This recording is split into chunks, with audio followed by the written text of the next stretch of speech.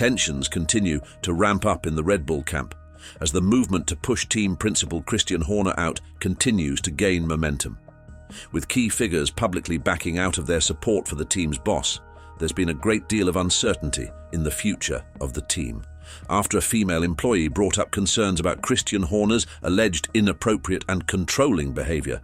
The 50-year-old, who has been with the Red Bull racing team since its start in 2005, has faced a lot of attention from the media.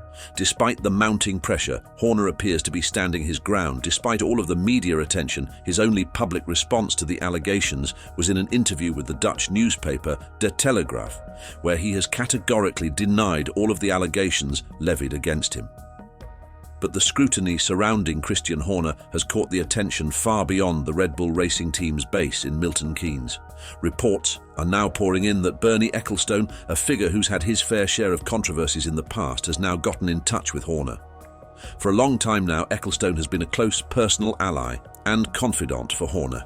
Despite all of this, the 93-year-old has reportedly expressed concerns about the negative impact of a prolonged and messy investigation.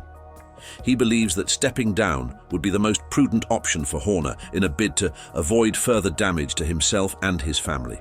For those of you who are new to the F1 sphere, Bernie Ecclestone played a pivotal role in Formula One, being the chief executive of the sports operations from the late 1970s until 2020. His relationship with Horner grew particularly strong in the later years of his leadership. Ecclestone was instrumental in Horner's career, recommending him to Dietrich Mateschitz, the late co-founder of Red Bull, when Horner was making a mark in Formula 3000 with the Arden team. The bond between Ecclestone and Horner, however, goes beyond the realm of the racetrack, with Horner serving as Ecclestone's best man at his third wedding and vice versa, when Ecclestone did the same 3 years later for Horner's wedding with Geri Halliwell. Following the emergence of these allegations last week, Red Bull GmbH, the parent company, responded by stating, "After the company was made aware of certain recent allegations, an independent investigation was launched. Friday, February 9th, marked a significant turn in the ongoing investigation, as Horner was subjected to an exhaustive 8-hour grilling by an independent lawyer at an unknown location. The investigation was aimed at getting Horner's perspective on the allegations against him. Despite the extensive nature of this meeting, it naturally concluded with no decisive outcome. Most likely, there will be more interviews with other Red Bull employees to get a better understanding of Horner's account.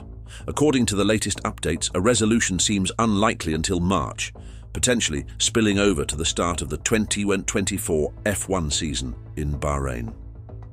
Prior to the Horner survey, a few Red Bull racing employees had already been surveyed, including the employee who made the allegations, as well as other employees such as, at least according to information from motorsporttotal.com, star designer Adrian Newey.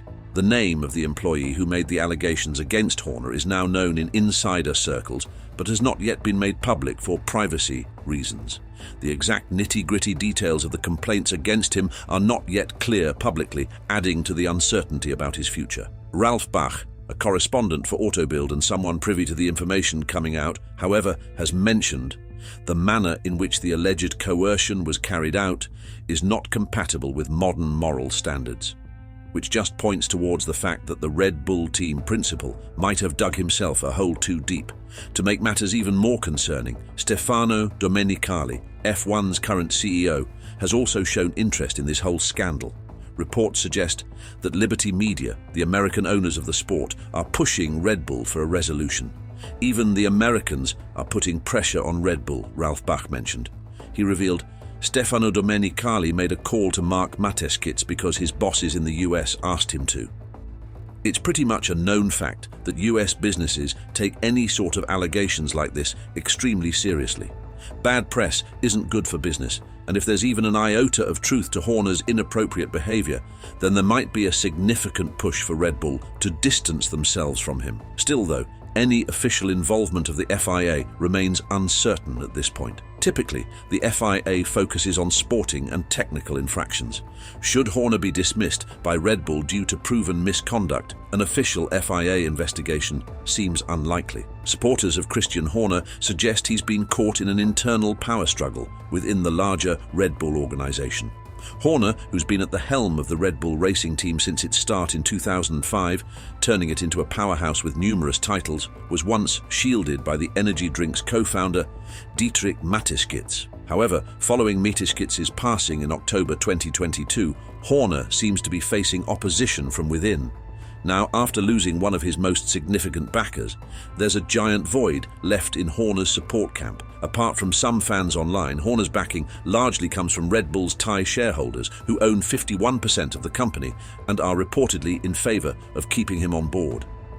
Yet the Uvidia family has also reportedly sold some of their shares, making Mark Mateschitz, Dietrich's son, the largest individual shareholder with a 49% stake in the company. There's a sense that the Austrian side of the company, which includes Mark Mateschitz, Helmut Marko, and allies from the Verstappen camp, might be looking for change in a bid to bring the operations closer to them.